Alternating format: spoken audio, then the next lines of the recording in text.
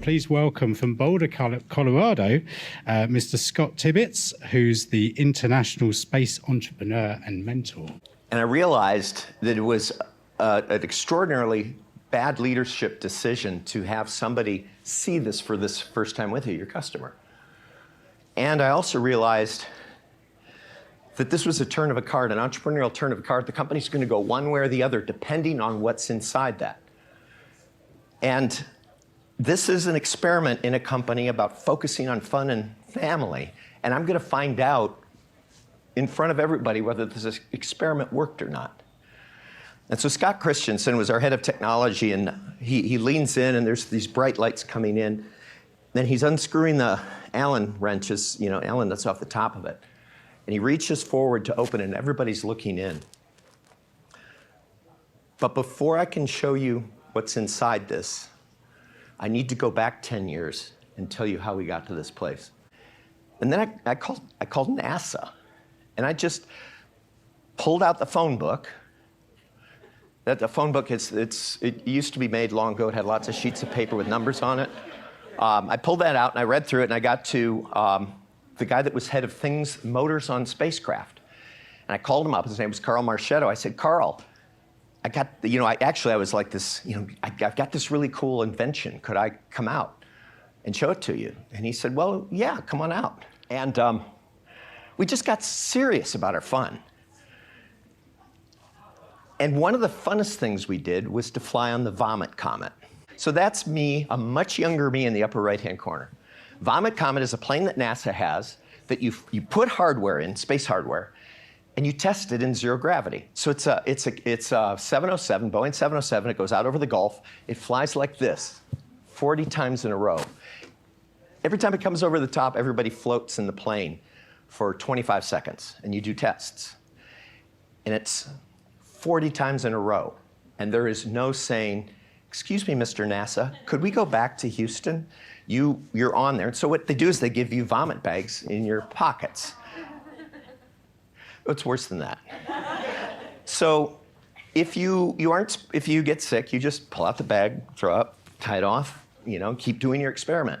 It is extraordinarily bad style to not do that, because in weightlessness, is like a little blob like this floating, through the air, and everybody's dodging a little ball of floating. When it launched, and when it arrived at Mars 8 months later, there was 100 of us in the company, and we went to a hotel to watch this happen, because there was 56 motors that had to operate perfectly of ours, and if they didn't operate, the Mars mission would be lost, and maybe the whole Mars program would be lost. So we all got in this hotel room, we got our champagne ready to toast, and we listened to CNN as they reported on it. I'm going to show you a CGI video that shows what it actually was doing while we were sitting there waiting to find out whether it worked or not. So I'm going to get nerdy on you for a little bit. Okay, this is coming in at about 37,000 miles an hour. It's the rover. The heat shield slows it down from extraordinary speeds down to about 1,200 miles an hour. And what they did here to land it was not rockets, but airbags. Literally airbags like you use in your car. And these are all airbags, and when they got to this point, they inflated. And once they inflated, then it could bounce and just land. You could just drop it. So there it's inflating. This is called 7 minutes of hell. NASA calls it this because there's hundreds of things that could go wrong, and everyone has to go right. And if anyone goes wrong, you're not going to be on Mars. So we are all on the edge of our seats because we're about to find out what happens, and then the feed goes dead. And we don't know why. It just went dead from CNN. Turned out the network was overwhelmed. And we waited there for 6 minutes, having no idea, again, live or die. And then this singular beep gets back. And all it took was that one beep to know that the 56 things that had to happen had all happened. And the very first picture from Mars is back. And it's this picture.